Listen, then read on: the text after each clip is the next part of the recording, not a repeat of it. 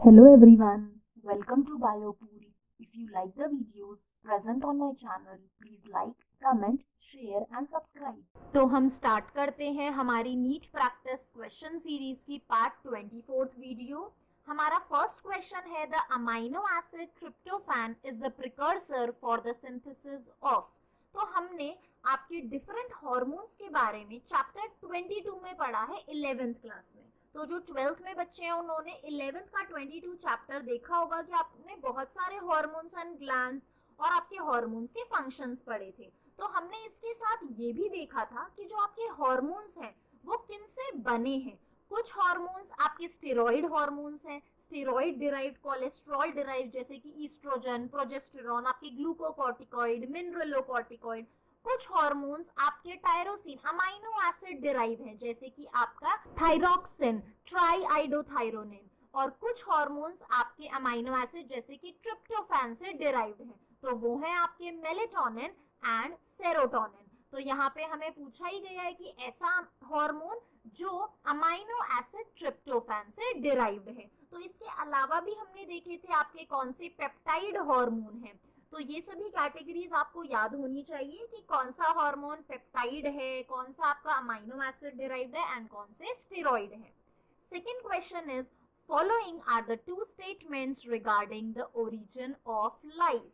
तो आपको इवोल्यूशन से ये क्वेश्चन पूछा गया है 12th से, जहां पे आपको दो ऑप्शन है। Earliest organism that appeared on the earth were non green and presumably anaerobes. तो आपके फर्स्ट में बोला है कि अर्थ में जो पहले ऑर्गेनिज्म आए वो नॉन ग्रीन थे, मींस नॉन फोटोसिंथेटिक थे, एंड प्रिज्यूमेबली एनारोब्स और एनारोबिक थे, मींस वो ऑक्सीजन यूज नहीं करते थे, वो कार्बन डाइऑक्साइड लेते थे।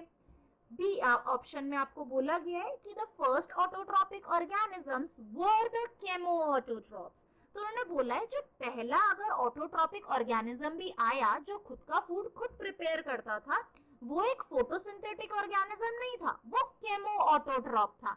केमोऑटोट्रॉप्स के बारे में हमने ऐसे बैक्टीरिया भी पढ़े हैं आपके नाइट्रोसोमोनास, ये सब हमने सेकेंड चैप्टर में आपका 11th क्लास के देखा था यू बैक्टीरिया में, कि हमारे पास केमोऑटोट्रॉप्स होते हैं जो केमिकल्स को ब्रेक डाउन करते हैं और एनर्जी डिराइव करते हैं, जैसे कि आपके नाइट्रोजन फिक्सिंग बैक्टीरिया। ये ऑक्सीजन रिलीज नहीं करते, बट ये खुद का जो प्रोडक्ट है, खुद के लिए जो ऑटोट्रॉपिक जो मोड ऑफ न्यूट्रिशन है वो कहां से डिराइव करते हैं, केमिकल से, इसीलिए हम इन्हें केमोऑटोट्रॉप्स कहते हैं। तो इनमें से जो कौन सा ऑप्शन है सही है गलत है हमें यहाँ से देखना है। तो आपके दोनों ही ऑप्शन बिल्कुल सही है। क्वेश्चन 3 में पूछा गया है reduction in pH of blood will, अगर ब्लड का पीएच कम हो जाता है, तो अगर आपके ब्लड में पीएच गिरेगा मींस एसिडिक साइड जाएगा तो क्या होगा।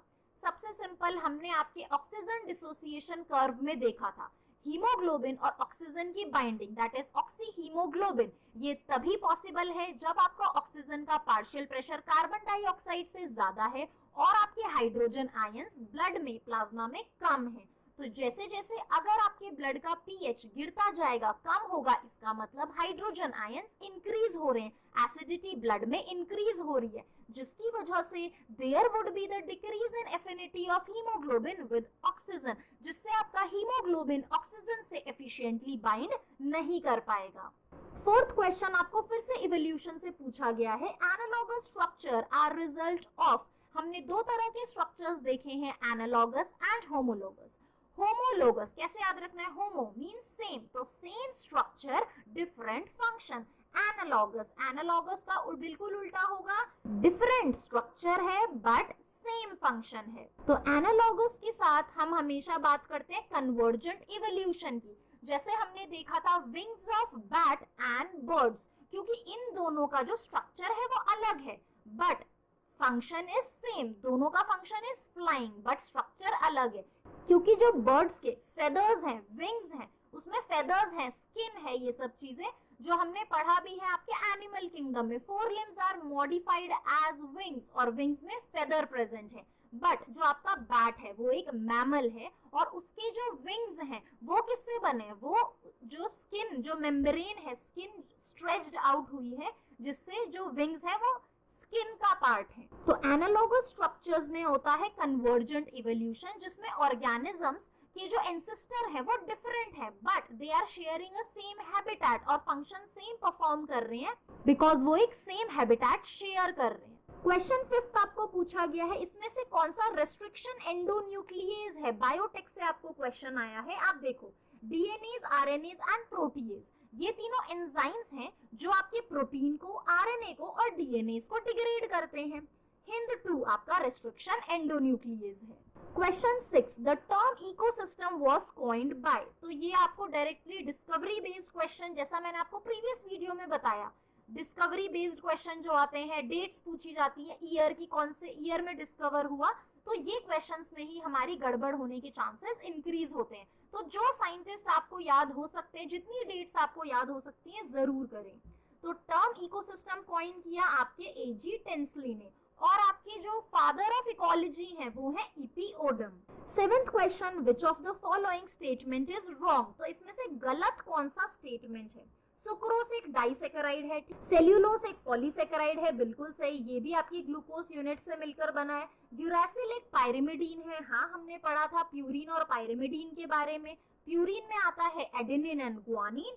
पायरिमिडीन आपके 3 टाइप के हैं, UTC, uracil, thymine and cytosine. 4th option में बोला है glycine is a sulphur containing amino acid, तो यहाँ गड़बड़ है क्योंकि ग्लाइसिन तो आपका सिंपलेस्ट अमाइनो एसिड है, जिसमें आपका हमने पढ़ा है अमाइनो एसिड में क्या होता है, central alpha carbon, carboxylic group, amino group, hydrogen होता है और एक वेरिएबल ग्रुप होता है। तो आपका जो वेरिएबल आर ग्रुप है यहाँ पे क्या है, हाइड्रोजन आए, तो ये तो आपका सिंपलेस्ट अमाइनो एसिड है ग्लाइसिन।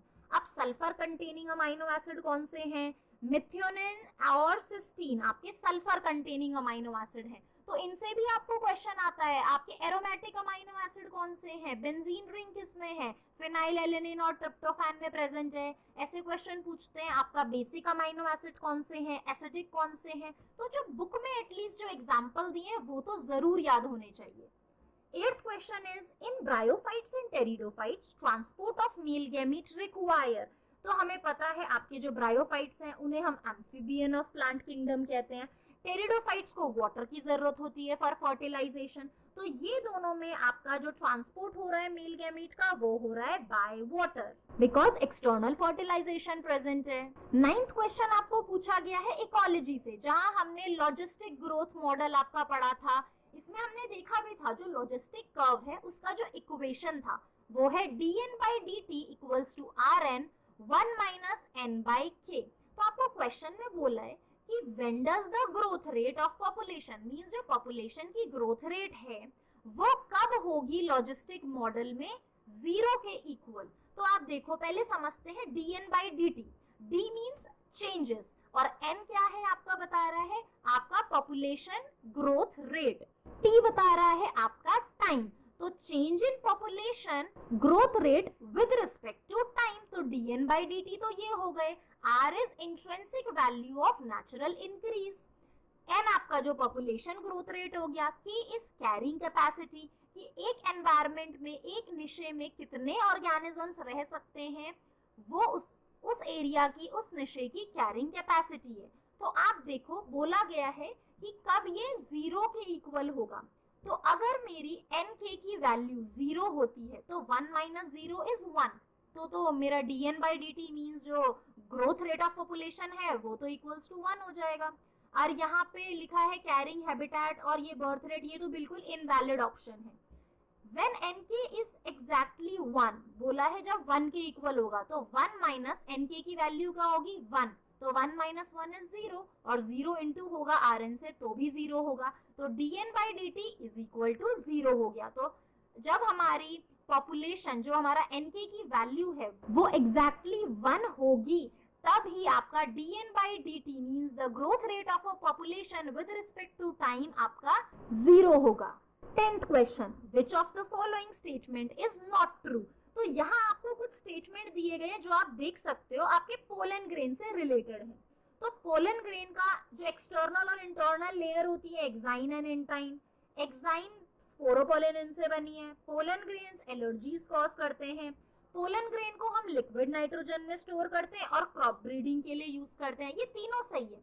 यहाँ पे लिखा है tapetum helps in dehiscence of anther, तो ये टेप्टम की बात कहाँ से आ गई? आपका टेप्टम जो ये लेयर है, ये तो हमने पढ़ा था जब हम male reproductive organ in flowers में स्ट्रक्चर पढ़ रहे थे। तो टेप्टम एक स्पेशलाइज्ड न्यूट्रिटिव लेयर है जो हमारे एंथर में प्रेजेंट होती है और इनर मोस्ट लेयर है ये तो। और टेप्टम इंपॉर्टेंट है न्यूट्रिशन प्रोवाइड करने के लिए हमारे पोलन ग्रेन को।